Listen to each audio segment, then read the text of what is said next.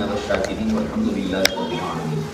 فقد قال الله تبارك وتعالى في شأن حبيبه إن الله وملائكته يصلون على النبي يا أيها الذين آمنوا صلوا عليه وسلموا تسليما. اللهم صل وسلم وزد وبارك على حبيبك ونبيك وخليلك وصفيك سيدنا وقدوتنا ومولانا محمد وعلى آله وصحبه افضل صلواتک وعدد معلوماتک وبارک وسلم. معزز سامعین کرام، شفیق بزرگوں اور عزیز ساتھیوں، ماہ رجب المرجب کی مبارک ساعتیں جس میں آپ اور ہم داخل ہو چکے ہیں، اور اللہ عز و جل کی توفیق سے اور اس کے کرم سے حبیب پاک صلی اللہ علیہ وسلم کے نالے پاک کے صدقے و طفیل آپ اور ہم آج سیرت سیدنا سراج الامہ امام الائمہ سیدنا امام اعظم ابو حنیفہ رضی اللہ عنہ وارضاہ ورحمہ اللہ تعالی کی علمی شان و مرتبہ اور آپ کی علمی جلالت کے بارے میں کچھ باتیں سننے اور سنانے کی سعادت حاصل کی جائے گی.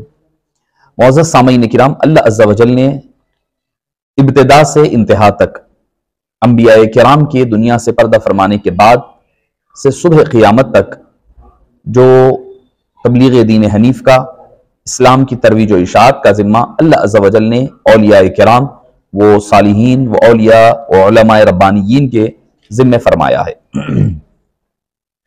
اور یہ حضرات کے ذریعے سے ہی دین اسلام کی بقا ہے اور صبح قیامت تک یہ سلسلہ جاری و ساری رہنے والا ہے.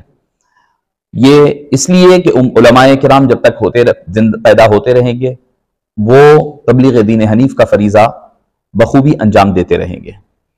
معزز سامعین کرام، امام الائمہ سراج الامہ اور سراج الغمہ امام المحدثین والفقہاء سیدنا امام اعظم ابو حنیفہ نعمان بن ثابت رضی اللہ عنہ وارضاہ کی ذات مبارکہ کون سی ذات مبارکہ ہے؟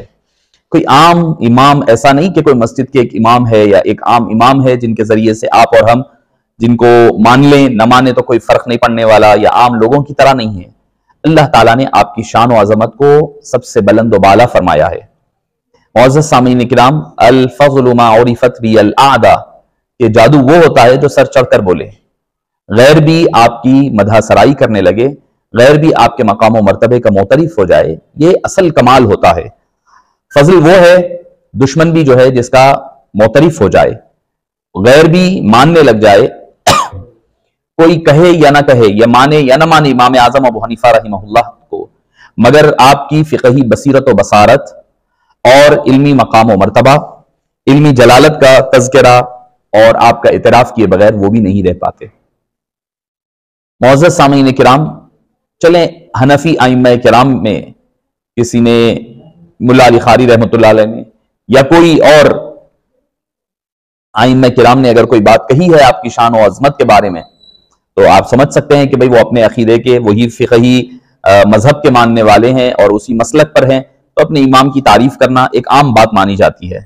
مگر شافعی المذہب امام جلال الدین سیوطی علیہ الرحمہ جو مسلکن شافعی ہے، امام شافعی علیہ الرحمۃ والرضوان کے ماننے والے ہیں، وہ سورہ جمعہ کی آیت کریمہ جو بخاری شریف میں جس کا ذکر ملتا ہے کہ جب آپ کے پاس سورہ جمعہ کا نزول ہوا جس میں تذکرہ ہو رہا ہے کہ هو الذی بعث فی الامیین رسولا منہم یتلو علیہم آیاتہ ویزکیہم ویعلمہم الکتاب والحکمہ وَإِن كَانُوا مِن قَبْلُ لَفِي ضَلَالٍ مُبِينٍ ذَلِكَ لو كان العلم او الایمان، یا ایمان یا علم ثریا کی منزل پر ہوگا، لنال رجل او رجال من هؤلاء من اہل هؤلاء فرمایا، من اہل الفارس فرمایا کہ اگر علم ثریا کی چوٹی پر ہوگا، ایمان ثریا کی بلندیوں پر ہوگا، تو اہل فارس میں سے یعنی امام حضرت سلمان فارسی کی قوم میں کے لوگوں میں سے ایک شخص یا چند لوگ اس کو لا کر کے لوگوں کے لیے آسان فرما دیں گے. یہ تو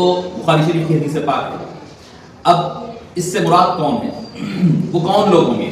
لنال رجل او رجال من اہل فارسی فرمایا، فارس کے کون لوگ ہوں گے؟ ٹھیک ہے، یہ چونکہ قرآن اور حدیث سے تو ثابت نہیں ہے، حدیث پاک میں یہ ذکر نہیں ہے کہ بھئی اس سے مراد حضرت امام اعظم ابو حنیفہ رضی اللہ عنہ ہے. کوئی اعتراض کر سکتا ہے کہ اس سے مراد تو نہیں ہے، یقیناً اس سے مراد نہیں ہے، مگر خلفاً اور حلفاً بعد والے، پہلے والے، اگر آپ اٹھا کر کے دیکھیں تو ائمہ کرام کی اکثریت نے اس سے مراد امام اعظم ابو حنیفہ لیا۔ میں اسی لیے تو کہا کہ اگر کوئی حنفی امام کہے یہ بات تو سمجھ میں آ سکتی ہے، مگر یہ بات امام جلال الدین سیوطی الشافعی علیہ رحمہ فرما رہے ہیں، یعنی شافعی مسلک کے امام فرما رہے ہیں، اس سے مراد امام اعظم ابو حنیفہ۔ اب آپ اس سے اندازہ لگائیے کہ جب امام جلال الدین سیوطی علیہ رحمہ جیسا جلیل القدر جو امام بھی ہے، محدث بھی ہے، مفسر بھی ہے، اور سیر نگار بھی ہے، تاریخ نگار بھی ہے، اور اصحاب عدل و تعدیل، جرح و تعدیل مانے جاتے ہیں، امام جرح و تعدیل مانے جاتے ہیں، جب وہ فرما رہے ہیں تو آپ اندازہ لگا سکتے ہیں کہ آپ کی علمی جلالت کا عالم کیا ہوگا۔ جو اعتراض کرتے ہیں نہیں اس سے مراد کوئی اور ہے، ہم کہتے ہیں ٹھیک ہے، اس میں کوئی ہمارے کو کوئی لڑائی جھگڑا کرنا نہیں ہے، مگر ایسی کوئی شان و عظمت والا شخص بتائیں جو علم کو کچھ بلندیوں سے لا کر کے آسان کر کر کے پیش کیا ہو۔ حدیث کو اس قدر آسان کر کر کے کسی نے اگر دنیا میں پیش کیا ہے تو امام اعظم ابو حنیفہ کے علاوہ کوئی اور شخصیت ہمیں نظر نہیں آتی۔ امام مالک علیہ رحمہ فرماتے کہ اگر جس معاملے میں امام اعظم ابو حنیفہ نے اگر کوئی مسئلہ بیان کر دیا ہے تو فرماتے ہیں کہ امام اعظم کے قول کو، آپ کے فتوے کو چھوڑ کر کوئی اور قول نہیں دیا جا سکتا۔ امام مالک فرماتے ہیں اگر سفیان حضرت سفیان ثوری اور امام اعظم ابو حنیفہ جس مسلک پر جمع ہو جائیں، فرمایا کہ وہی میرا مسلک ہوا کرتا ہے۔ ایسے جلیل القدر، ہم آپ کو گلی کے مولوی عالم کی بات نہیں ہو رہی ہے۔ سفیان ثوری کون ہے؟ حضرت امام مالک کون ہے؟ حضرت معینہ کون ہے؟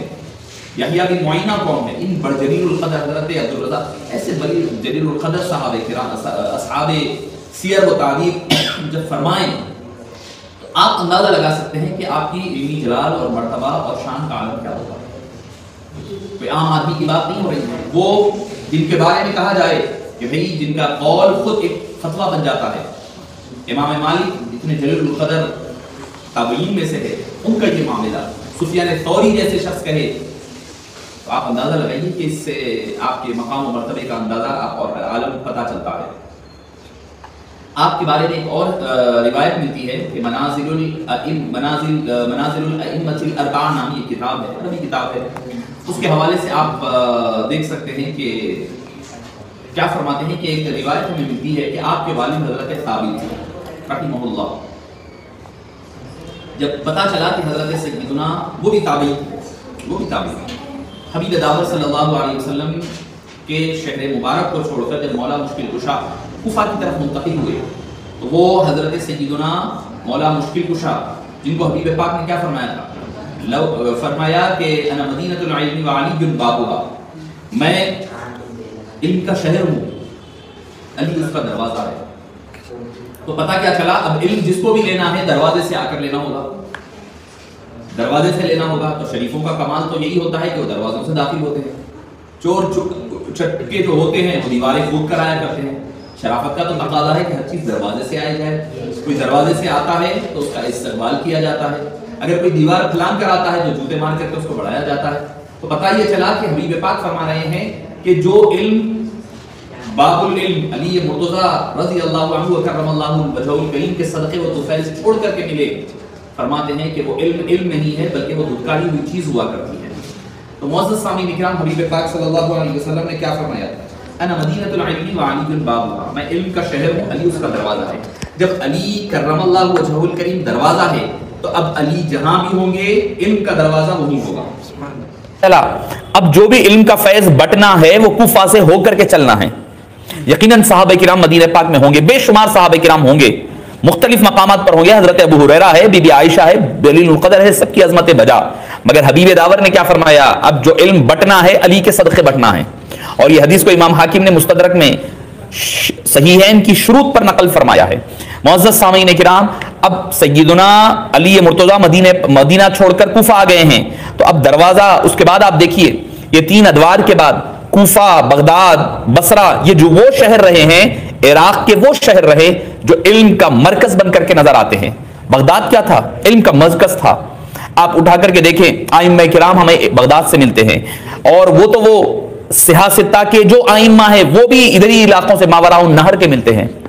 امام بخاری عرب نہیں تھے، امام مسلم عرب نہیں، امام بخاری بخارا میں پیدا ہوئے، امام مسلم اسی ماوراء النہر کے علاقہ نیشاپور یعنی ایران کے علاقے کے پیدا کردہ، امام ابو داؤد سلیمان بن اشعث السجستانی سجستان کے پیدا ہونے والے عراقی، امام ابن ماجہ، امام ترمذی اٹھا لیں، ترمذ جو عراق اور ایران کے بارڈر ہے وہ بھی علاقہ حضرت سیدنا مولا مشکل کشا کا فیض لیے ہوئے پیدا ہوتے ہیں، امام نسائی اسی علاقے کے، امام ابن ماجہ اسی علاقے کے۔ معزز سامعین کرام، آپ اندازہ لگائیے کہ حبیب پاک نے جو فرمایا تھا انا مدینۃ العلم وعلی بابھا، میں علم کا شہر ہوں، علی اس کا دروازہ ہے، تو اب دروازہ جدھر جائے علم کا فیض وہیں سے بٹنے والا ہے۔ اب امام ابو حنیفہ کو لے لو، وہ بھی اسی علاقوں کے پیداوار ہے، اسی فیض علی مرتضیٰ رضی اللہ عنہ ارضاہ لے کر کے پیدا ہوتے ہیں۔ صحاح ستہ بخاری مسلم سارے جو جتنے بخاری کرتے ہیں صحاح ستہ کہتے ہیں، وہ 6 کے 6 کتابیں اسی مقام کا صدقہ ہے جو علی مشکل کشا رضی اللہ عنہ ارضاہ کا صدقہ ہے۔ تو میں بات عرض کر رہا تھا کہ حضرت ثابت جو حضرت امام اعظم کے والد گرامی ہیں، جب ان کو پتا چلا کہ حبیب داور صلی اللہ علیہ وسلم کا شہر چھوڑ کر کے شہر علم کا دروازہ کوفہ آیا ہوا ہے، تو آپ تہجد کے وقت حضرت مولا مشکل کشا کے دربار میں پہنچ کر کے، اور یہ روایت کون؟ حضرت امام اعظم ابو حنیفہ کے صاحبزادے فرما رہے ہیں کیا کہ بھئی ہمارے دادا حضرت علی مرتضیٰ کی خدمت میں پہنچے، رات کا وقت ہے، تڑاکے کی بغداد کی تڑاکے کی جاڑا ہے، سردی ہے، ویسے موقع پر حضرت ثابت جو حضرت امام اعظم کے والد ماجد ہے انہوں نے گرم پانی کر کے لا کر خدمت میں پیش فرمایا۔ خدمت کی، خدمت سے کیا کیا ملتا ہے؟ دیکھیں خدمت ہی سے سب ملتا ہے، جتنا فیض لٹنا ہے ملنا ہے وہ خدمتوں سے ملتا ہے۔ علم سے فیض نہیں ملتا، علم سے علم ملتا ہے، خدمت سے فیض ملتا ہے۔ حضرت ربیعہ کو اٹھا لے، حضرت عبداللہ بن عمر کو اٹھا لے، رات کی خدمت ڈیوٹی کیا کرتے، آپ صلی اللہ علیہ وسلم نے فرمایا کیا نالین اٹھانا رکھ دینا، وضو کے لیے پانی پیش کرنا، استنجا کے لیے جا رہے ہیں تو پانی پیش کرنا، یہی کام حضرت عبداللہ بن عمر فرمایا کرتے۔ حبیب پاک صلی اللہ علیہ وسلم نے ان کو نوازا، کیا نوازا؟ اللہم علمہ الکتاب وفقہہ فی الدین، اللہ تمہیں کتاب کا علم عطا فرمائے اور دین کی فقہ عطا فرمائے۔ تو علم بھی دیا، فقہ بھی دیے۔ کیسا؟ لوگ آج بڑے بڑے فقی بنے پھرتے ہیں، فقہ بڑے بڑے ڈنکا بجتا ہے جن کا دنیا میں، مگر بے ادب اور گستاخیاں کرتے پھرتے ہیں، تو پتا چلتا ہے کہ وہ فیض، وہ فقہ، وہ علم کام کا نہیں ہے۔ علم اور فقہ ملنا ہے تو نالین مصطفیٰ کے اٹھانے والے کو ملا کرتا ہے، مصطفیٰ جان رحمت صلی اللہ علیہ وسلم کی محبت ادب کرنے والے کو فقہ کا علم ملا کرتا ہے۔ تو حضرت ثابت نے پانی گرم پیش کیا، مولا مشکل کشا خوش ہوئے، وہ خاندان کی عادت ہی لٹانا ہے، نوازنا ہے۔ حضرت مولا مشکل کشا نے دعا فرمائی، اللہم بارک لکا وفی ذریتک، اللہ تم میں بھی برکت عطا فرمائے، تمہاری اولاد میں بھی برکت عطا فرمائے۔ حضرت امام اعظم کے فرزند فرماتے ہیں وہی دعا جو ہمارے دادا جان کے لیے حضرت مولا مشکل کشا نے دی ہے، یقیناً وہ دعا ہمارے حق میں قبول ہوئی اور اللہ تعالیٰ نے ہماری خاندان میں برکتیں عطا فرمائی۔ اس سے بڑھ کر اور کیا برکتیں ہوں گی کہ صدیاں گزر گئی ہے، آج بھی ان کا تذکرہ باقی ہے، ان کی فقہ باقی ہے۔ دنیا کی آج بھی جبکہ غیر مقلدیت کا، وہابیت کا چرچا ہر جگہ ہے، اس کے باوجود بھی امت مسلمہ کی اکثریت آج بھی حنفی ہے۔ ہمارے حضرت فرمایا کرتے، حضرت ابوالفدا علیہ رحمۃ اللہ رضوان، کل صبح قیامت 120 صفحے بنے گی اہل ایمان کی، حضرت آدم سے لے کر آخر تک، اس میں کی 80 صفحے حبیب پاک صلی اللہ علیہ وسلم کی بنے گی۔ آپ فرماتے اس میں کی 60 صفحے حنفی حضرات کی ہوا کرے گی۔ تو معزز سامعین کرام، امام اعظم ابو حنیفہ رضی اللہ عنہ امام الائمہ ہے، امام الائمہ، سراج الامہ، سراج الغمہ ہے، ساری امت کے اللہ تعالیٰ نے جن کو امام بنا کر کے روانہ فرمایا ہے۔ معزز سامعین کرام، ایسی اللہ نے ذہانت عطا فرمائی کہ خود فرماتے ہیں کہ میں جب بھی جماعت میں شریک ہوتا تو جب استاد کئی مہینوں کے بعد پوچھتے کہ ہم نے کیا پڑھا ہے، وہ فلاں دن کیا پڑھے تھے، آپ مین وان ابتدا سے انتہا تک کا درس پورا سنا دیا کرتے۔ یہ علمی شان و مرتبہ اللہ تعالیٰ نے امام اعظم ابو حنیفہ رحمہ اللہ کو عطا فرمایا۔ ایسی شان کسی اور کے حق میں اور حصے میں نہیں آئی کہ ایسی بے مثال شان، ایسا حافظہ، ایسا زہد و ورع، ایسی فقہی ذہانت اور متانت اللہ تعالیٰ نے عطا فرمائی تھی، ہمیں کوئی اور دوسروں میں نظر نہیں آتی۔ معزز سامعین کرام، یہ ہے حبیب پاک صلی اللہ علیہ وسلم کی خاص توجہ کا، آپ کی نظر کرم اور خاص توجہ کا فیضان ہے جو امام اعظم ابو حنیفہ رحمہ اللہ کو عطا ہوا۔ لوگ اکثر امام اعظم ابو حنیفہ پر اعتراض کرتے ہیں۔ اعتراض کیا ہوتا ہے کہ امام اعظم ابو حنیفہ کی جو فقہ ہے وہ رائے پر ہے، معزز سامعین کرام، اور حدیث پر نہیں ہے۔ میں کہتا ہوں کہ امام اعظم ابو حنیفہ کی فقہ جتنی حدیث پر ہے، کسی اور کی فقہ اتنی حدیث پر نہیں ہے۔ کوئی اور ہے تو وہ ایک حدیث پر عمل کرتے ہیں، امام اعظم ابو حنیفہ بڑی احتیاط کے ساتھ بڑی ہی احتیاط کے ساتھ ایک ہی وقت میں کئی احادیث پر عمل کیا کرتے ہیں، کئی احادیث پر عمل کرتے ہیں۔ میں اس کی ایک دو مثالیں آپ کے گوشہ گزار کروں۔ کیا امام اعظم ابو حنیفہ کے مسلک میں آپ دیکھیں گے جب آپ تکبیر تحریمہ کہتے ہیں تو کان کی لولکیوں تک ہاتھ اٹھاتے ہیں، کان کی لولکیوں کو ہاتھ لگاتے ہیں۔ دوسرے مذاہب میں ہم دیکھتے ہیں کوئی کاندھوں تک ہاتھ اٹھاتا ہے، کوئی ہوا تو کان تھوڑا اوپر ہاتھ اٹھا لیتا ہے، اللہ اکبر کہہ کر کے رکعت باندھا کرتے ہیں۔ معزز سامعین اکرام، شفیق بزرگوں اور عزیز ساتھی، یقیناً یہ حدیث پاک بخاری میں ہے کہ کاندھوں تک ہاتھ اٹھانا، کیونکہ امام بخاری کی جو حدیثیں ہیں وہ شافعی المسلک ہے، امام شافعی علیہ الرحمٰن کے مسلک پر زیادہ دلالت کرنے والی ہیں۔ اب اعتراض لوگ کرتے ہیں کہ امام بخاری نے امام اعظم اتنے بڑے جب محدث ہے تو ان کی حدیثیں کیوں نہیں لی؟ اعتراض ہوتا ہے، سوال ہوتا ہے، تو میں پوچھتا ہوں کہ امام اعظم امام بخاری جو خود شافعی ہے مگر امام شافعی کی ایک حدیث بھی اپنی کتاب میں نقل نہیں فرمایا، آپ کیا اعتراض کریں گے؟ تو کیا امام بخاری کے نزدیک امام شافعی غلط تھے یا ان کی حدیثیں کمزور و ضعیف تھی؟ کیوں امام بخاری نے ایک بھی حدیث امام شافعی سے نقل کیوں نہیں کیا؟ ان کی روایت کو کیوں نہیں لیا حدیث اپنی صحیح میں؟ تو کوئی حدیث کا نہ لینا اس بات کی علامت نہیں ہے کہ وہ اس بات کے مخالف تھے، اس بات کے مخالف ہونا ضروری نہیں ہے۔ آپ کے امام بخاری کے خود والد امام اعظم ابو حنیفہ کے شاگرد کے شاگرد ہیں، اور جو امام بخاری کا امام اعظم ابو حنیفہ سے جو خاص تعلق ہے آپ کو ذکر کروں میں، امام بخاری سے پوچھا گیا کہ بھئی آپ کو اپنی بخاری میں سب سے زیادہ کیا پسند ہے، سب سے زیادہ کون سی چیز آپ کو بہتر اور افضل نظر آتی ہے؟ تو آپ نے فرمایا مجھے سب سے زیادہ ثلاثیات پسند ہے۔ کیا کہ یعنی امام بخاری سے آپ صلی اللہ علیہ وسلم کے درمیان 3 راویوں کا فرق، اس کو ثلاثیات کہا جاتا ہے۔ تو کتنی ہے امام بخاری کے پاس؟ کم و بیش 21 ثلاثیات ہے پوری بخاری شریف میں، یعنی درمیان میں صرف 3 راوی ہے، 1 2 3، بس حبیب پاک صلی اللہ علیہ وسلم تک حدیث پہنچ جایا کرتی ہے، اس کو کہتے ہیں ثلاثیات۔ 3 روایتیں ہیں امام بخاری کے پاس، 21 ثلاثیات بخاری شریف میں ہیں، اور آپ کو جان کر حیرت ہوگی کہ اس میں سے 18 ثلاثیات امام اعظم ابو حنیفہ کے شاگردوں سے ملی ہوئی ہے، جس پر امام بخاری رش کرتے ہیں، جس پر فخر کرتے ہیں، وہ فخر امام اعظم ابو حنیفہ کا صدقہ ملا ہے، تبھی جا کر کے آپ اس پر رش کیا کرتے ہیں۔ اچھا، اب آپ دیکھیں گے امام اعظم ابو حنیفہ رحمہ اللہ کے پاس کتنی ثلاثیات ہے۔ محتاط مسند، اگر آپ مناقب امام اعظم ابو حنیفہ اٹھا لیں، ملا علی قاری رحمۃ اللہ علیہ کو اٹھا لیں، اگر آپ پڑھ لیں گے تو آپ کو محتاط اندازے کے مطابق 1052 ثلاثیات امام اعظم ابو حنیفہ کے پاس ملتی ہے۔ 21 پر امام بخاری فخر کرے، ان کا مقام و مرتبہ یہ ہے۔ امام اعظم ابو حنیفہ کے نزدیک 1052 حدیثیں ہیں، جو محتاط اندازے سے کہہ رہا ہوں میں، ورنہ تو 1500 کے اوپر کی روایتیں ہمارے پاس ہیں، مگر 1052 روایتیں تو جن کو ملا علی قاری رحمۃ اللہ علیہ نے صراحت کے ساتھ سند کے ساتھ ذکر فرمایا ہے۔ یہ ہو گئی بات 21 کی در، 1000 کی در۔ اب دوسرا آگے بڑھے، ثنائیات یعنی 2 روایتیں، 2 راوی بس درمیان میں امام بخاری کے پاس ایک بھی نہیں ہے۔ امام اعظم ابو حنیفہ کے نزدیک ایسی کم و بیش 500 روایتیں ہیں جو صرف 2 راویوں سے پائی جاتی ہے۔ پھر اس کے بعد وحدات بھی ہے، یعنی ایک راوی جس کے بارے میں آتا ہے کہ 15 ایسی روایتیں ہیں صرف حبیب پاک میں اور امام اعظم ابو حنیفہ میں صرف ایک راوی کا فرق ہے۔ جو امام بخاری کا علم حدیث میں 21 آ جائے تو خوش ہو جائے، 3 راویاں ہو جائے تو یہاں پر 1000 سے اوپر روایتیں۔ پھر اس کے بعد امام بخاری علیہ الرحمہ کے پاس تو ثنائیات اور وحدات ہے ہی نہیں جو امام اعظم ابو حنیفہ رحمہ اللہ کے پاس ہے۔ تو معزز سامعین کرام، شفیق بزرگوں اور عزیز ساتھیوں، تو میں عرض کر رہا تھا کہ ہاتھ اٹھانا تکبیر کے لیے کاندھوں تک اٹھانے والی حدیث جو ہے بخاری شریف میں آپ کو مل جائے گی، مگر آپ امام اعظم ابو حنیفہ کی بارگاہ میں پہنچے، ان سے پوچھے کہ بھئی کیا معاملہ ہے، کہاں تک اٹھائیں؟ تو معزز سامعین کرام، اگر آپ کتب حدیث کو کھنگا لیں گے تو 3 ایسی روایتیں ملے گی۔ ایک روایت ملے گی کاندھوں تک ہاتھ اٹھانا، ایک روایت ملے گی کانوں تک ہاتھ اٹھانا، ایک روایت ملے گی کان کی لولکیوں کو ہاتھ لگانا۔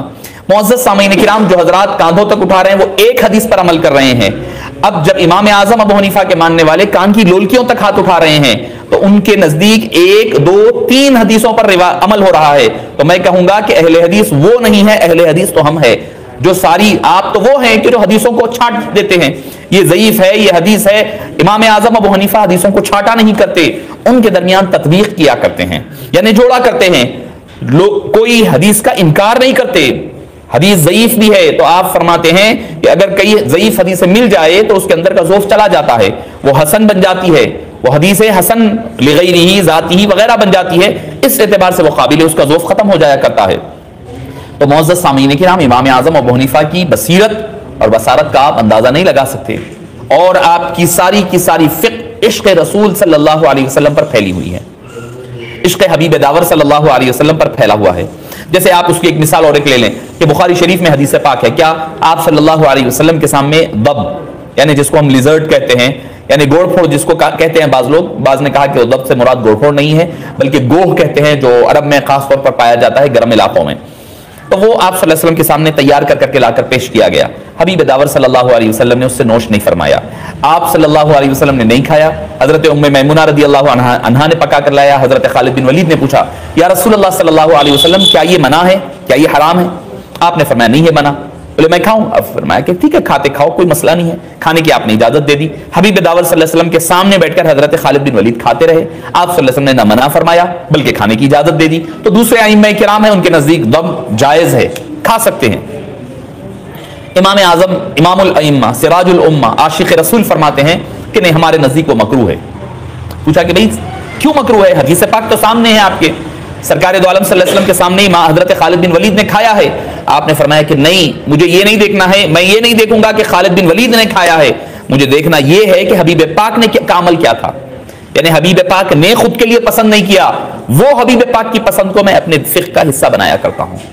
اب کوئی اعتراض کر سکتا ہے کہ بھئی بخاری کی حدیث آپ نے نہیں لی ہے، تو معزز سامعین کرام بخاری کی حدیث یقیناً سر آنکھوں پر ہے، مگر حبیب پاک صلی اللہ علیہ وسلم کا عمل مبارک امام اعظم ابو حنیفہ کے لیے آپ استدلال کرتے ہیں، اسی حدیث پاک کو دلیل بناتے ہیں، یہ کہتے ہوئے کہ حضرت حضور اکرم صلی اللہ علیہ وسلم نے اس عمل کو نہیں فرمایا، لہٰذا میں بھی وہ عمل کو اختیار نہیں کرتا۔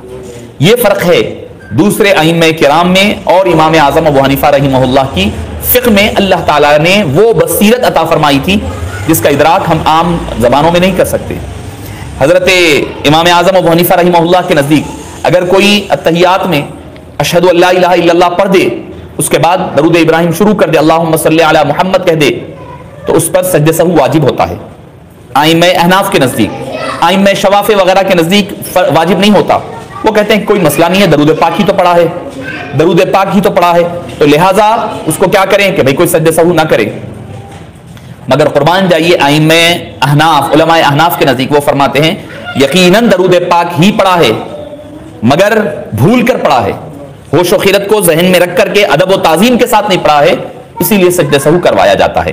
معزز سامعین کرام، یہ فرق ہے فقہ حنفی میں اور دوسرے علماء فقہ کے نزدیک۔ معزز سامعین کرام، شفیق بزرگوں اور عزیز ساتھیوں، اگر میں آپ کو بیان کرتے بیٹھوں کہ فروغ علمی جو جلالت اور شان و عظمت کیا ہے، ایک اعتراض اور ایک ہوتا ہے کہ بھئی حدیث بخاری میں ہے، بخاری شریف کے حدیث پاک میں ہے کہ یہ کہا گیا کہ دو گواہ نہیں ایک گواہ کافی ہے، کوئی شہادت کے لیے کوئی گواہی کے لیے ایک گواہ لائے تو وہ کافی ہے۔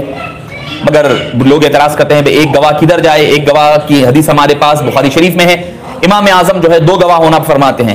تو معزز سامعین کرام، امام اعظم کی اگر ہم روحانی بارگاہ میں پہنچ کر کے ہم سوال کریں، حضرت بخاری میں ہمارے پاس حدیث صحیح مل رہی ہے، ایک گواہ کافی ہے، ہم کیا کریں، ایک پر مانیں یا نہ مانیں؟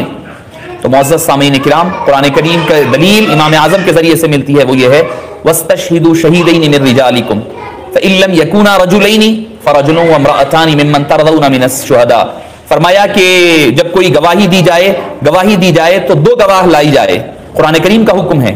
تو بخاری کا نمبر دوسرا آئے گا، پہلا تو نمبر قرآن کریم کا آئے گا، قرآن کریم ہے، اس کے بعد بخاری شریف بنتی ہے، تو قرآن کا درجہ سب سے افضل ہے۔ یقیناً بخاری شریف افضل ترین کتاب ہے، مگر کب ہے؟ بعد کتاب اللہ ہے، قرآن کریم کے بعد اس کا درجہ آتا ہے۔ تو قرآن کریم میں کیا کہا جاتا ہے؟ وَاسْتَشْهِدُوا شَهِيدَيْنِ مِن رِّجَالِكُمْ، مرد ہے تو دو گواہ لاؤ، نہیں اگر دو نہیں ہے تو ایک مرد ہو، وَامْرَأَتَانِ دو عورتیں ہو۔ تو معزز سامعین کرام، یہ دیکھیے کہ پریفرنس کیسے دیا جا رہا ہے امام اعظم ابو حنیفہ رحمہ اللہ کی فقہ میں، کہ پہلے قرآن کریم کا درجہ ہے، اس کے بعد حدیث پاک آئے گی، بخاری آئے گی، مسلم جو بھی آئے گی اس کے بعد آئے گی۔ مگر اور امام اعظم ابو حنیفہ کی فقہ کا معاملہ یہ ہے کہ اس کا تعلق خصوصیت کے ساتھ عوام کے لیے اور قرآن و سنت سے سب سے زیادہ قریب ملے گی، لاجیکل ملے گی۔ آپ راست یہ نہ دیکھیں کہ بھئی امام اعظم کا یہ عمل راست ایک بخاری سے ٹکرا رہا ہے یا مسلم شریف سے ٹکرا رہا ہے، مگر جب حدیث پاک کی بات آتی ہے تو اس کو ایک حدیث نہیں دیکھی جاتی، حدیث کا بیک گراؤنڈ دیکھا جائے گا، اس ٹاپک کی جتنی حدیثیں ہیں ساروں کو جمع کر کے ایک نتیجہ اخذ کیا جائے گا. اور امام اعظم کیا فرماتے ہیں کہ بھائی جب کوئی حدیث لی جا رہی ہے تو یہ دیکھا جائے گا وہ راوی وہ صحابی جو ہے حبیب پاک کے دربار میں کتنا عرصہ رہے ہیں, کتنا عرصہ رہا ہے, اور اس صحابی کا علمی اور فقہی میلان کیسا تھا. بھائی 1,24,000 صحابہ تھے, سارے 1,24,000 مجتہد نہیں تھے, فقیہ نہیں تھے, سارے مقلد تھے. ان کے اندر تقلید کرنے والے بس مجتہدین جو تھے کم و بیش 110 یا 120 صحابہ تھے جن سے مسائل پوچھا کرتے تھے. آپ صلی اللہ علیہ وسلم فرمایا کرتے تھے جب کوئی مسئلہ آ جائے تو تم فلاں صحابی سے پوچھ لیا کرو. تو ان میں حضرت عبداللہ بن مسعود رضی اللہ عنہ خصوصیت کے ساتھ جو روایتیں, کیونکہ وہ حضرت مولا مشکل کشا کے دربار کے مدرسے کے فارغ ہیں, مدرسے مولا مشکل کشا کے مدرسے کے فارغ ہیں, ان سے جو روایات آئی ہے چونکہ وہ فقیہ بھی ہے وہ مجتہد بھی تھے, آپ صلی اللہ علیہ وسلم نے ان سے علم مسائل پوچھنے کا بھی ذکر کیا تھا, اس وجہ سے صحابہ کرام ان کی طرف رجوع ہوتے. امام اعظم ابو حنیفہ نے اپنے مسائل حضرت عبداللہ بن مسعود سے مرویات کو لے کر کے اسی کی بنیاد پر رکھا ہے. کیوں؟ کیونکہ حبیب پاک نے فرمایا تھا کہ کوئی مسئلہ آ جائے تو ان سے پوچھا کرو. تو جو صحابہ میں جو فقہا تھے ان کی احادیث کو زیادہ فوقیت دی جاتی ہے. کیوں؟ سارے صحابہ یقیناً ہے, کوئی ایک صحابی ہے ایمان لائے, ایک عمل دیکھے چلے گئے, اس کے بعد لوٹ کر آنے کا موقع نہیں ملا ان کو کبھی. تو اگر وہ کوئی ایک عمل دیکھے اور اس کو روایت کرے, اس کے برخلاف وہ عمل بدل گیا بعد میں, تو کیا کہیں گے ہم؟ تو معزز سامعین کرام, جب فقہ کو سمجھنا ہے, ایک تو وہ حضرات ہیں جو فقہ کو کئی اثر نو انکار کر دیتے, کہتے ہیں فقہ ہے ہی نہیں کوئی چیز, فقہ کوئی ہے ہی نہیں. تو معزز سامعین کرام جتنے اللہم علمہ الکتاب وفقہہ فی الدین جتنی چیزیں, اور فقہ کوئی الگ چیز نہیں ہے. معذرت خواہی کے ساتھ ہمارے پاس بھی بعض لوگ سمجھتے ہیں نہیں بھائی قرآن اصل ہے, قرآن اصل ہے, حدیث پاک. میں کہتا ہوں کہ قرآن اور حدیث کا لب لباب فقہ ہے. قرآن اور حدیث کو سامنے رکھ کر کے جو مسائل استنباط کیے جاتے ہیں اس کا نام فقہ ہے. اگر ہم فقہ کا انکار کر دیں گے تو قرآن کا بھی انکار ہو جائے گا, حدیث پاک کا بھی انکار ہو جائے گا. تو معزز سامعین کرام, اللہ تعالیٰ نے حضرت سیدنا امام اعظم نعمان بن ثابت رضی اللہ عنہ رضاہ کو جو بصیرت عطا فرمائی, وہ کمال درجے کی بصیرت, کمال درجے کی فقہی بصیرت و بصارت سے اللہ تعالیٰ نے آپ کو سرفراز فرمایا تھا. ایسی کئی مثالیں ہمیں مل جاتی ہے. جیسے اکثر ایک مثال آتی ہے, کیا ماننے والے ہیں اگر وہ سورہ فاتحہ امام کے پیچھے پڑھتے ہیں ہمارے سر آنکھوں پر ہم ان کا احترام کرتے ہیں, مگر جو غیر مقلد حضرات ہیں ہم ان کا احترام نہیں کرتے, ان کو ہم کہتے ہیں وہ گمراہ ہے. امام شافعی کے ماننے والے سورہ فاتحہ پڑھے تو وہ گمراہ نہیں ہے, وہ ہدایت پر ہے. اگر غیر مقلد ہے تو ہم کہتے ہیں کہ وہ گمراہ ہے. کیوں؟ کیونکہ امام شافعی کا ماننے والا مقلد شخص وہ امام شافعی کی تحقیقات کی بنیاد پر عمل کر رہا ہے. یہ کوئی تحقیقات کے بغیر راست حدیث کو لے کر کے اس پر عمل کرنے والے ہیں ہمارے نزدیک, اس لیے یہ گمراہ قرار پاتے ہیں. تو معزز سامعین کرام نزدیک اس لیے یہ گمراہ قرار پاتے ہیں. تو معزز سامعین کرام, شفیق بزرگوں اور عزیز ساتھیوں, تو سورہ فاتحہ کی میں مثال دے رہا تھا. لا صلاۃ الا بفاتحۃ الکتاب, یہ حدیث پاک بخاری شریف میں ہے, یقیناً ہے. اس کو کہتے ہیں کہ بھئی ٹھیک ہے امام کے پیچھے سورہ فاتحہ پڑھی جائے گی. کب پڑھی جائے؟ پہلے پڑھی جائے, ثنا کے بعد پڑھی جائے, یا سورہ فاتحہ کے بعد پڑھی جائے, یا قرأت کے بعد پڑھی جائے. اب اس پر بحث ہوگی. اس پر کوئی راست حدیث سے یہ بات نہیں بتا سکتے, یہ بات حدیث سے نہیں ثابت کر سکتا کوئی, کیا کہ بھئی کب پڑھی جائے سورہ فاتحہ, حبیب پاک صلی اللہ علیہ وسلم کب پڑھا کرتے, مختلف اقوال ملتے ہیں. اچھا, دوسری چیز یہ ہے کہ مسلم شریف کی ایک اور دوسری کتاب ہے, دوسری حدیث پاک ہے, اسی کا کنٹینیوشن ہے وہ, لا صلاۃ الا بفاتحۃ الکتاب مساعدن فرمایا, یعنی سورہ فاتحہ کے ساتھ ضم سورہ کو ملا کر جب تک نہ پڑھا جائے گا تو نماز نہیں ہوگی. امام اعظم فرماتے ہیں ٹھیک ہے دونوں وجوب میں سے ہے, یہ بھی پڑھنا واجب ہے وہ بھی پڑھنا واجب ہے, دو میں سے کوئی ایک پڑھیں گے چھوڑیں گے تو سجدہ سہو کرو, نہیں سجدہ سہو کریں گے تو پھر نماز کو پوری دہرانا پڑے گا. اور پھر ایک اور حدیث پاک ہمارے پاس ہے, یہ تو امام کی بات ہو گئی, مقتدی کی بات ہے. تو فرمایا قراءۃ الامام قراءۃ الخلف, امام کی قرأت پیچھے مقتدی کی قرأت برابر ہے, ایک ہی ہے. اچھا, اس کی سب سے بڑی دلیل ہمارے پاس بخاری ہے نا بھائی, بخاری سے اوپر کی دلیل دیتا ہوں میں. کیا فرمایا؟ وَإِذَا قُرِئَ الْقُرْآنُ, جب قرآن پڑھا جائے, فَاسْتَمِعُوا لَهُ, تو غور سے سنو. جب قرآن پڑھا جا رہا ہے تو غور سے سنو. وَأَنصِتُوا, اور پھر فرمایا جب زور سے نہیں پڑھا جا رہا ہے وَأَنصِتُوا, تو خاموش رہو. لعلکم ترحمون, تاکہ تم پر رحم کیا جائے. اب ہمارے پاس دوسروں کے پاس بخاری شریف کی حدیث پیش کریں گے, ہم کہیں گے کہ ہمارے پاس قرآن کریم موجود ہے, قرآن کریم اوپری درجہ رکھتا ہے, جس کے ذریعے سے ہم ذکر کرتے ہیں کہ قرآن کریم بخاری سے بھی اوپر اور فوقیت کا درجہ. اور اچھا, ایک اور مثال مجھے یاد آئی ہے, قرآن کریم امام اعظم ابو حنیفہ کا فقہی بصیرت قرآن کریم کے حوالے سے. 3 آپ کو مثالیں دے چکا, میں چوتھی مثال لیجئے. سب کو پتا ہے کہ جب بچہ پیدا ہوتا ہے تو اس کی رضاعت کی مدت 2 سال ہے, سبھی کے پاس 2 سال ہے. قرآن میں ہے والوالدات یرضعن اولادہن حولین کاملین، والدین کے لیے رضاعت کتنے؟ 2 سال تک وہ اپنے بچوں کو دودھ پلائے. سب کے لیے رضاعت کے 2 سال ہے، سبھی کے پاس ہے. مگر قربان جائیے امام اعظم ابو حنیفہ ایک سٹیپ آگے بڑھ کر کہتے ہیں پلانا تو 2 سال ہی ہے، مگر فرماتے ہیں اگر کوئی 2.5 سال کے اندر پلا دے تو اس بچے کا اس عورت کے ساتھ رضاعت کا رشتہ جڑ جاتا ہے، رضاعت کا رشتہ جڑ جاتا ہے. اب اس پر بڑا اعتراض ہوتا ہے، ارے بھائی قرآن کہتا ہے 2 سال پلاؤ، امام اعظم کہتے ہیں 2.5 سال میں بھی رشتہ جڑ رہا ہے. اعتراض ہوتا ہے، آپ نے سنا ہوگا یا آپ آج نہیں تو کل کبھی سنیں گے، اکثر غیر مقلد حضرات یہ اعتراض کرتے ہیں کیا بھائی قرآن کہہ رہا ہے 2 سال دودھ پلاؤ، امام اعظم کہتے ہیں کہ اگر 2.5 سال تک یعنی 30 مہینوں تک بھی اگر دودھ پلا دے کوئی خاتون تو اس خاتون کا بچے کے ساتھ رشتہ جڑ جاتا ہے. بات ہوگی کلیئر. اب ہم امام اعظم ابو حنیفہ کی بارگاہ میں پہنچتے ہیں، امام یہ کیا معاملہ ہے؟ تو آپ اس کا جواب قرآن کریم ہی سے دیتے ہیں. کیا؟ وَوَصَّيْنَا الْإِنسَانَ بِوَالِدَيْهِ حَمَلَتْهُ أُمُّهُ كُرْهًا وَكُرْهًا وَحَمْلُهُ وَفِصَالُهُ 30 شهرًا. فرماتے ہیں کہ اللہ تعالیٰ نے وصیت کی ہے انسان کو کہ اپنے والدین کے ساتھ حسن سلوک کرے، خاص طور پر ماں کے ساتھ. حَمَلَتْهُ أُمُّهُ اس کے ماں نے اس کو اٹھایا، حمل اٹھایا، كُرْهًا بعد كُرْهًا وَكُرْهًا کہ بھئی وہ تکلیف اٹھاتے ہوئے پے در پے جو کمزور ہوتے جا رہی تھی. حمل کا ذکر ہو گیا، پریگننسی کا ذکر کمپلیٹ ہو گیا. اب آئیے آگے وَحَمْلُهُ اور اس کا اٹھانا، حمل اس کا حمل کہتے ہیں اٹھانے کو، وَحَمْلُهُ اس کا اٹھانا، وَفِصَالُهُ اور اس کا دودھ پلانا 30 شهرًا 30 مہینے ہے. قرآن سورہ مجادلہ ہے، غالباً 28واں پارہ ہے. وَحَمْلُهُ وَفِصَالُهُ 30 شهرًا اس کا اٹھانا اور اس کا دودھ پلانا 30 مہینے ہیں. اب یہاں پر پہلے تو حمل کا ذکر آ گیا، حملت امہ کرہن وضعته کرہا کہ بھئی وضعته امہ کرہن وکرہا کہ فرمایا اس کو کمزور ترین کر دیا اس کا حمل. اب یہاں پر بعض ائمہ نے، بعض مفسرین نے حمل سے مراد پھر وہی حمل پریگننسی لیا ہے، پریگننسی پلس دودھ کا فیڈنگ، بریسٹ فیڈنگ دونوں کو ملا کر 30 شهرًا 30 مہینے کہا ہے. تو ٹھیک ہے، آج کی ایڈوانس سائنس سے ہم اگر پوچھ لیں تو ٹھیک ہے 2 سال 24 مہینے دودھ پلانا ہو گیا، 6 مہینے میں منیمم پریگننسی ہو سکتی ہے، پاسبلٹی ہے. مشکل ہے، بہت ٹف ہے، بٹ اس کے باوجود بھی منیمم جو بتلائی جاتی ہے آج کے ایڈوانس دور کے لنگس نہیں بنیں گے، اس کو بہرحال جو بھی کرنا پڑے گا اس کو آرٹیفیشلی اس کو اکوپ کرنا پڑے گا، رکھنا پڑے گا وغیرہ وغیرہ وغیرہ، ساری چیزیں اپنی جگہ ہے. تو ایک قول یہ ہے کہ 6 مہینے حمل کے، 24 مہینے دودھ پلانے کے، تو 30 مہینے ہو گئے ایک روایت. اب امام اعظم ابو حنیفہ فرماتے ہیں جب حمل کا ذکر آلریڈی ہو چکا ہے تو پھر حمل کا لانے کی کیا بات ہے؟ وَحَمْلُهُ سے مراد اس کا گود میں اٹھانا بچے کو، وَفِصَالُهُ اور دودھ پلانا 30 شهرًا 30 مہینے ہیں.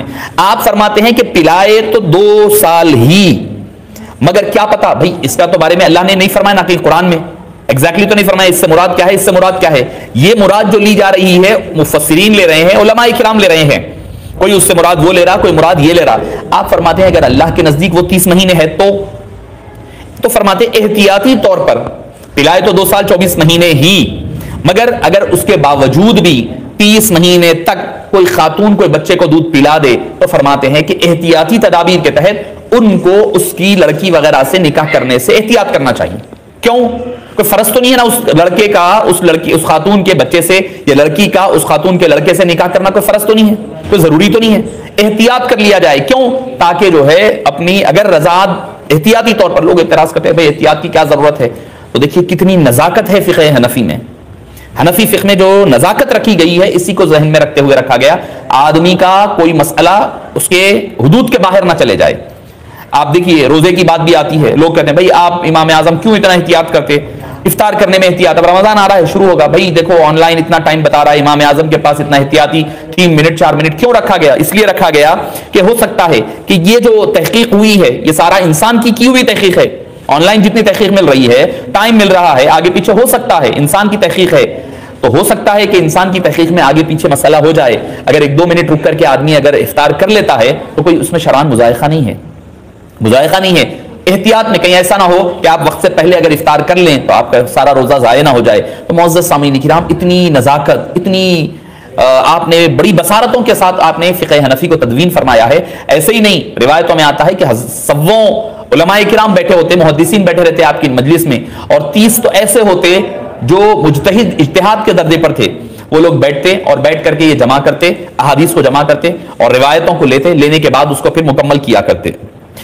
معزز سامعین کرام، شفیق بزرگوں اور عزیز ساتھیوں، حبیب داور صلی اللہ علیہ وسلم کا فیض لینے والے، اور اچھا ایک عجیب بات دیکھیں، آپ نے خواب دیکھا کون؟ امام اعظم ابو حنیفہ نے خواب دیکھا اور ڈر گئے، خواب دے کر اٹھ گئے کہ بھئی کیا حبیب پاک کی قبر مبارک سے آپ جو ہے آپ کی جو ہڈیاں مبارک وغیرہ ہے نکال رہے ہیں، ڈر گئے، ذکر نہیں کریں، اب خواب کی تعبیر پوچھنا ہے۔ امام اعظم ہے، ایکسپرٹ کے پاس بھیج رہے ہیں۔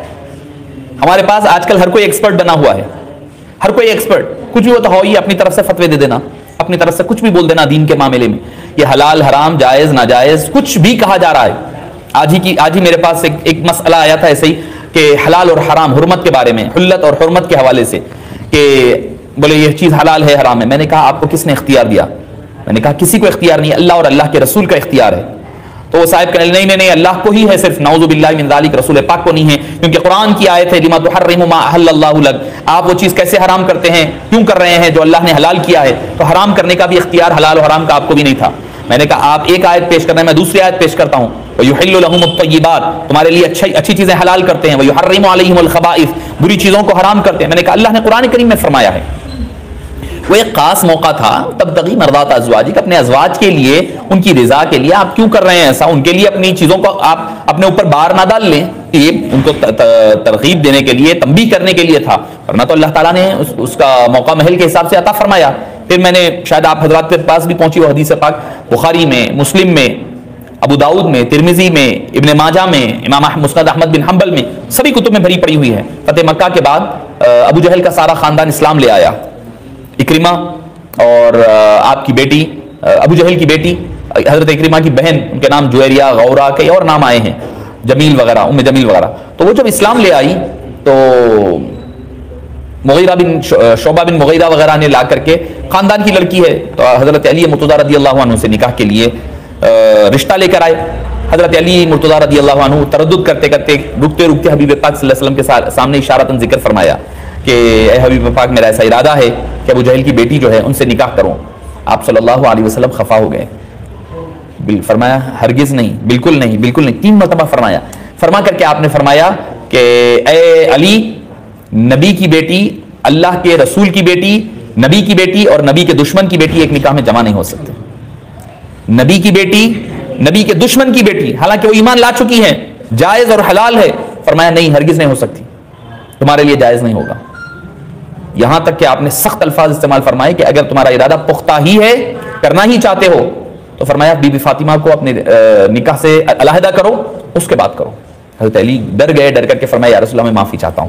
تو معزز سامعین کرام، اللہ تعالیٰ نے، اللہ کے حبیب تو بہرحال وہ نکال رہے ہیں تو ڈر گئے، ڈر کر کیا کیے، ایک اپنے ساتھی کو حضرت ابن سیرین کے پاس بھیجے، جو تفسیر الاحلام، تعبیر الاحلام کے شہنشاہ ہے سمجھیے آپ، ان کے پاس بھیجے، جا کر کے پوچھو کہ یہ میں نے خواب دیکھا ہے۔ تو گئے، جا کر کے خواب بیان کیے، تو کہنے لگے تم نہیں دیکھ سکتے یہ خواب، کوئی اور کا خواب ہے۔ بولے ہاں یہ نعمان بن ثابت کا ہے۔ فرمایا یہ وہی دیکھ سکتے ہیں۔ فرمایا ڈرنے کی بات نہیں ہے، ان کو کہہ دو جا کر کے ڈرنے والی کوئی بات نہیں ہے، بلکہ بہت مبارک اور اچھا خواب ہے۔ فرمایا کہ وہ اللہ کے حبیب صلی اللہ علیہ وسلم کی جو احادیث ہے اس کو کھنگال کر کے نکال کر لوگوں کے سامنے پیش کریں گے، اس کی تعبیر یہ ہے۔ تو معزز سامعین کرام، حبیب پاک کا صدقہ جس کو ملے، جن کو اتارا ملے، ان کا عالم کیا ہوگا، اس امام الائمہ سراج الامہ کا مقام و مرتبے کا عالم کیا ہوگا۔ آپ کی فقہی بصیرت کے حوالے سے ایک آدھ دو باتیں آپ کے گوشہ گزار کر دوں، واقعات جو آپ کی زندگی میں اکثر پیش آیا کرتے، بڑے عجیب و غریب واقعات پیش آیا کرتے، اس کے ایک آدھ آپ کے سامنے جھلک پیش کر کے اپنی گفتگو ختم کر دوں۔ اور امام اعظم نے کیا فرمایا، اتنا سب کچھ ہونے کے بعد فرمایا لولا السنتان لہلک النعمان، اگر امام جعفر پاک کے 2 سال نعمان کو نہ ملتے تو نعمان ہلاک ہو جاتا۔ امام محمد باقر سے آپ نے علم فیض حاصل کیا، امام جعفر صادق سے، حضرت زید بن علی سے، ائمہ اہل بیت کے ساتھ خاص نسبت، اور آپ کو ڈالے جانے کی، شہید کیے جانے کی وجوہات میں، اور آپ کو شہید کیا گیا، شہید کیے جانے کی وجوہات کی اصل وجہ اہل بیت اطہار کے ساتھ محبت، کیونکہ بنو امیہ کی حکومت تھی، تو اس حکومت میں جو اہل بیت اطہار پر ظلم و ستم ہوتا تھا، اسی ظلم و ستم کا سلسلہ اسی شکل میں چلتا رہا۔ امام اعظم ابو حنیفہ کی شہادت بھی اسی کا ایک حصہ اور پرتو رہا، اسی کا ایک حصہ رہا کہ آپ نے اہل بیت اطہار کا دامن چھوڑنے سے انکار کر دیا، آپ نے فتویٰ دیا وقت کے حکمرانوں کے خلاف، تو لہٰذا آپ کو شہید کر دیا گیا۔ تو معزز سامعین کرام، شفیق بزرگوں اور عزیز ساتھیوں، آپ نے فرمایا لولا سنتان لہلک النعمان، اگر امام نعمان کو 2 سال اگر امام جعفر صادق کے نہ ملتے تو نعمان ہلاک ہو جاتا۔ اور آپ سے پوچھتے کہ آپ کی عمر کتنی ہے، تو فرماتے میری عمر 2 سال ہے۔ پوچھا ارے آپ کی عمر 2 سال؟ فرمایا میری زندگی اصل 2 سال ہی ہے جو میں نے امام جعفر صادق کے دربار میں گزارے ہیں۔ معزز سامعین کرام، شفیق بزرگوں اور عزیز ساتھیوں، امام اعظم ابو حنیفہ کی فقہی بصیرت کے ایسے انمول گوشے اور نمونے ہمیں نظر آتے ہیں۔ ایک مرتبہ ایک شخص آیا اور آ کر کے پوچھنے لگا کہ امام میں نے قسم کھائی ہے، رات میں میری بیوی سے لڑائی ہو گئی اور قسم کھا لیا ہے کہ پہلے اگر تو بات کرے گی، اگر تو صبح تک پہلے بات نہ کری تو تجھ پر طلاق، تو بات پہلے کرنا، میں نہیں کروں گا۔ تو پلٹ کر بیوی نے بھی قسم کھا لی۔ بیوی کہنے لگی کہ اگر آپ پہلے بات نہیں کریں مجھ سے صبح تک، میں بھی قسم کھاتی ہوں میں بھی نہیں کروں گی بات۔ اب پریشان ہو گئے، اب صبح ہونے آ گئی، صبح ہو گئی، ہونے کے بعد اب جو ہے مسئلہ ہو گیا۔ اب گئے امام اعظم ابو حنیفہ کے پاس گئے، پہلے حضرت سفیان ثوری کے پاس گئے، جا کر عرض کی ایسے ایسا قسم کھائے ہیں۔ آپ نے فرمایا قسم کا کفارہ دو اور اہلیہ سے رجوع ہو جاؤ۔ تو پھر اس کے بعد امام اعظم ابو حنیفہ کی بارگاہ میں پہنچنے کے بعد کہا کہ بھائی ایسی کی بات ایسی ہے۔ آپ نے فرمایا نہ قسم کی ضرورت ہے نہ کفارے کی ضرورت ہے، جاؤ اپنی بیوی کے ساتھ عام زندگی گزارو۔ اب جو آدمی آیا تھا انہیں حضرت سفیان کے پاس جا کے آیا تھا، پھر پلٹ کر حضرت سفیان ثوری کے پاس گیا، جا کر کہنے لگا حضرت آپ نے تو فرمایا کفارہ دو، اور نعمان بن ثابت نے کہا ہے کہ کوئی کفارہ نہیں ہوگا۔ آپ کو جلال آ گیا، غصے میں آ گئے، آ کر کے آپ نکل کر کے لکڑی ٹیکتے ہوئے، ضعیف تھے، بڑی عمر میں تھے، آپ کے اساتذہ میں ہیں، آپ تشریف لائے، لا کر کہنے نعمان باہر نکلو۔ آپ باہر نکلے، حضرت کیا ہوا ہے؟ تو بولے تم غلط فتوے دے رہے ہو۔ کہنے لگے حضور میں نے کیا کیا؟ بولے اس شخص کو کفارہ واجب آتا ہے اور تم نے کہا کہ کفارہ نہیں ہوگا۔ تو بولے کیسے؟ تو بولے کہ سنو یہ واقعہ کیا ہے۔ بولے آدمی سے پھر سے سنا جائے کہ کیا کفارہ ہے۔ پوچھا گیا بھائی میں نے قسم کھائی ہے کہ میں پہلے بات نہیں کروں گا، بیوی پہلے بات کرے۔ بولے اس کے بعد؟ بولے بیوی نے بھی پھر قسم کھا لیا، کیا کہتے ہو؟ میں آپ سے پہلے بات نہیں کروں گی، میں بھی قسم کھاتی ہوں۔ تو حضرت سفیان نے کہا کہ بھائی اب اگر بات کرنا ہے تو قسم کھا لی ہے دونوں، کفارہ دینا ہوگا، اور جو ہے اس کے بعد پھر اللہ بات چیت ہوگی۔ آپ نے فرمایا نہیں حضرت، پھر آپ غور فرمائیے اس پر، شوہر نے پہلے قسم کھائی کہ میں بات نہیں کروں گا، اس کے بعد بیوی نے کہا کیا میں بھی آپ سے بات نہیں کروں گی، تو بیوی نے بات کر لیا۔ شوہر نے کہا کہ میں بات نہیں کروں گا آپ سے، تم پہلے بات کرنا، نہیں جب تک میرے اوپر قسم ہے۔ بیوی نے اس کے بعد کہا میں بھی آپ سے بات نہیں کروں گی، آپ پہلے بات کرنا، میں بھی قسم کھاتی ہوں۔ تو بیوی نے جیسے ہی کہہ دیا تو شوہر کی قسم ٹوٹ گئی، بیوی کی قسم باقی ہے۔ آپ نے فرمایا جاؤ تم شوہر جا کے بیوی سے بات کر لو، معاملہ کلیئر ہو جائے گا۔ حضرت سفیان ثوری جو بڑے جلال میں آئے تھے، بڑی خوش ہوتے ہوئے اور آپ کی مدح و ثنا اور حمد و ثنا کرتے ہوئے، آپ کی تعریفیں کرتے ہوئے واپس گئے۔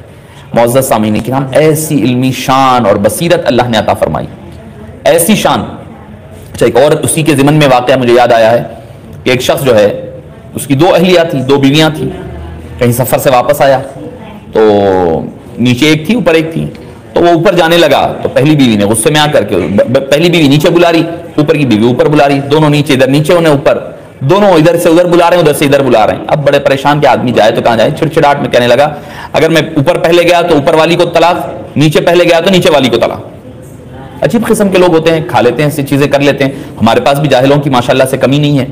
تو بہرحال اس قسم کی قسم کھا لیا، اب ٹھہر گیا وہیں پر، اب کیا کرے؟ اب اوپر گئے تو بھی طلاق ہے، نیچے گئے تو بھی طلاق ہے۔ اوپر چھوٹی بیوی کن گیا تو چھوٹی بیوی کو طلاق، نیچے بڑی بیوی کن آیا تو بڑی بیوی کو طلاق۔ اب پریشانی کے عالم میں تذبذب میں بیٹھا ہوا ہے، کرے تو کیا کرے؟ پھر آدمی کو بھیجا جاؤ امام اعظم کے پاس جا کر مسئلہ پوچھ کر آؤ۔ امام اعظم نے فرمایا ٹھیک ہے کوئی مسئلے کی بات نہیں ہے حضرت، کوئی میرے کو اس میں مسئلہ نظر نہیں آتا، ایک تو ہاتھ سے جاری پکا۔ آپ نے فرمایا کوئی مسئلے کی بات نہیں ہے، ٹھہر جاؤ، تم اپنے مقام پر ہی ٹھہرے رہو، اوپر کی بیوی کو نیچے بھیج دو، نیچے کی بیوی کو اوپر بھیج دو، نیچے والی کو اوپر بھیج دو۔ یعنی اس نے کہا تھا اگر اوپر چھوٹی بیوی کن گیا تو طلاق چھوٹی بیوی کو، نیچے بڑی بیوی کن آیا تو بڑی بیوی کو طلاق، تو بھائی تم دونوں کو چینج کر دو، نیچے والے چھوٹی کو بڑی کی جگہ، بڑی کو چھوٹی کی جگہ بھیج دو۔ جب بڑی اوپر چلے جائے گی تو تمہاری مرضی، جہاں جاتے جاؤ، اوپر چلے جاؤ گے تو اوپر چھوٹی بیوی نہیں ہے بڑی بیوی ہے، نیچے آ جاؤ گے تو نیچے بڑی بیوی نہیں چھوٹی بیوی ہوگی، دونوں قسمیں ٹوٹ جائے گی۔ معزز سامعین کرام، ایسی بصیرت ہمیں نظر نہیں آتی۔ امام پاک علیہ الرحمت والرضوان کے علاوہ دوسروں میں یہ کیوں نہ ہو، اہل بیت اطہار کا صدقہ، مولا مشکل کشا کی دعائیں ان کے ساتھ شامل حال رہی، اسی وجہ سے آپ نے کئی اور مرتبہ ایسی بصارتیں آپ کی، ایسی فقہی انداز۔ ایک مرتبہ آپ بادشاہ خلیفہ نے قسم کھا لیا، کیا کہتے ہوئے کہ میں ایسی عبادت کروں گا جس وقت دنیا بھر میں کوئی ویسی عبادت نہ کرے ورنہ میری بیوی کو طلاق۔ ٹھیک ہے کوئی مسئلے کی بات نہیں ہے، کام کرو، تم بادشاہ ہو، سب کو مطاف میں سے کون سی عبادت ہوگی؟ اب سب فقہا کریں بھائی، ائمہ کریں بھائی، نماز پڑھے گا تو دوسرے بھی نماز پڑھیں گے، صدقہ دے گا، ہر عبادت ہو سکتی ہے۔ آپ نے فرمایا جاؤ جا کر کے مطاف میں سب کو باہر نکال دو، کچھ دیر کے لیے طواف روکو، تم جلدی جلدی طواف کر لو، اس وقت کوئی اور طواف نہیں کرے گا، تمہاری قسم بھی ٹوٹ جائے گی۔ معزز سامعین کرام، یہ شان، یہ عظمت، یہ مرتبہ اور مقام اللہ تعالیٰ نے امام اعظم ابو حنیفہ رحمہ اللہ تعالیٰ کو عطا فرمایا، اور ایسی کئی بے شمار مثالیں ہمیں امام اعظم ابو حنیفہ رحمہ اللہ کے حوالے سے ملتی ہیں۔ ایک آخری بات آپ کے حوالے سے کہہ کر اپنی گفتگو ختم کر دوں، وقت طویل ہو چکا ہے۔ ایک اعتراض جو ہے امام اعظم ابو حنیفہ پر اکثر ہوتا ہے، وہ یہ ہے کہ حبیب پاک صلی اللہ علیہ وسلم کے والدین کریمین کے حوالے سے وہ اکثر کہتے ہیں کیا کہ آپ نے کہا کہ وہ نعوذ باللہ من ذالک اہل ایمان میں سے نہیں تھے دونوں۔ اس پر منسوب کیا جاتا ہے امام اعظم ابو حنیفہ رحمہ اللہ الفقہ الاکبر کے حوالے سے۔ پہلی بات تو میں بتا دوں کہ الفقہ الاکبر کے بارے میں کئی اختلاف ہے کہ وہ امام اعظم ابو حنیفہ کی ہے یا نہیں ہے، مگر میں نے جو بابا حضور علیہ رحمہ سے سنا ہے، اور اس کی تصدیق جو ہے حضرت ابو الفدا علیہ رحمہ نے بھی کی تھی، وہ یہ تھی کہ جب حضرت ابو الوفا الافغانی علیہ رحمہ کے پاس الفقہ الاکبر آئی، اس میں عبارت پائی گئی کہ ماتا علی الکفر، یعنی وہ دونوں کے دونوں نعوذ باللہ من ذالک کفر پر آپ کا خاتمہ ہوا۔ حضرت ابو الوفا الافغانی علیہ رحمہ بڑے تذبذب کا شکار ہو گئے، یہ کیسا ہو سکتا ہے، امام اعظم کیسے لکھ سکتے ہیں؟ لہٰذا آپ نے ارادہ کیا کہ اصلی نسخہ منگائے کتاب کا، مدینہ منورہ کے اصل کتاب سے آپ نے وہ نسخہ منگایا، لائبریری سے منگوا کر کے جب اصل جو ہاتھ سے لکھا ہوا نسخہ ہے جب اس کو کھول کر کے دیکھا تو اس میں کیا لکھا تھا؟ ماتا علی الکفر کی بجائے ماتا علی الکفر، وہ دونوں کفر پر نہیں فوت ہوئے، یعنی اہل ایمان میں سے تھے۔ تو بدماشوں نے کیا کیا؟ ماں کو کٹ کر دیا، ماں نکال دیا کتاب میں سے، تو ماں نافیہ تھا، نکل جانے سے ماتا علی الکفر ہو گیا، یعنی نیگیٹو سینٹینس پازیٹیو بن گیا، نیگیٹو سینٹینس وہ پازیٹیو بن گیا، ماتا علی الکفر، وہ کفر پر نہیں مرے، اس کو کیا کر دیا؟ ماتا علی الکفر کر دیا کہ کفر پر نعوذ باللہ من ذالک آپ فوت ہوئے۔ تو معزز سامعین ایسی ہوتی ہے، ابھی حالیہ دنوں میں ایک حدیث پاک کا میرے پاس مسند امام احمد بن حنبل کا نسخہ آیا، اس میں کیا ہے کہ ایک حدیث پاک ہے حضرت عثمان بن احنف رحمہ اللہ سے رضی اللہ عنہ سے مروی کہ آپ صلی اللہ علیہ وسلم نے جو وسیلے کے لیے ایک فرمایا تھا کہ اللہم انی اسألک واتوجہ الیک بنبیک الرحمہ، کہ میں نبی پاک صلی اللہ علیہ وسلم کے وسیلے سے دعا کرتا ہوں، تو اس میں ایک لفظ جو تھا یا محمد کے الفاظ اصل کتاب میں موجود ہے، وہ اصل کتاب میں سے یا محمد کے لفظ نکال دیے، کتاب چھپ چکی ہے، مسند احمد بن حنبل چھپ چکی ہے، دنیا بھر سے چھپی ہے، آج کی کتاب اٹھا کر کے دیکھو آپ کے پاس وہ یا محمد کا لفظ یا حرف ندا پکارنا نہیں بولتے ہیں، وہ یا محمد کا لفظ اس میں پایا جاتا ہے اس حدیث پاک میں، جو حالیہ دنوں میں میرے نظر سے مسند احمد بن حنبل کا مخطوطہ گزرا ہے، اس میں الفاظ اللہم انی اسألک واتوجہ الیک بنبیک الرحمہ کہ کہہ کر یا محمد کے لفظ کے ساتھ دعا شروع ہو رہی ہے وہ صحابی کی، جو آنکھ کی بینائی کے لوٹنے کا۔ اب میرے لیے بھی نہیں بات تھی، میں بھی وہ حدیث پاک، حالانکہ میری اربعین کتاب میں نے وہ حدیث پاک نقل کیا ہے، مگر یا محمد کا لفظ نہیں ہے۔ میرے لیے خود حیرت کی بات رہی کہ اس قدر تحریفات ابتدائی دور سے ہوتی آئی ہے، ہوتی رہے گی۔ اللہ پاک سے دعا ہے کہ باری تعالیٰ ہمیں اور آپ کو امام اعظم ابو حنیفہ رحمہ اللہ کی مسلک پر اور آپ کے راہ پر چلنے کی توفیق نصیب فرما، آپ کے علمی و روحانی فیضان سے ہم تمام کو مالا مال فرما، جو کچھ کہا سنا گیا اس کو قبول فرما، کہنے اور سننے والوں کو عمل کی توفیق نصیب فرما۔ وصلی اللہ تعالی وسلم علی سیدنا محمد وآلہ وصحبہ اجمعین، والحمد للہ رب العالمین۔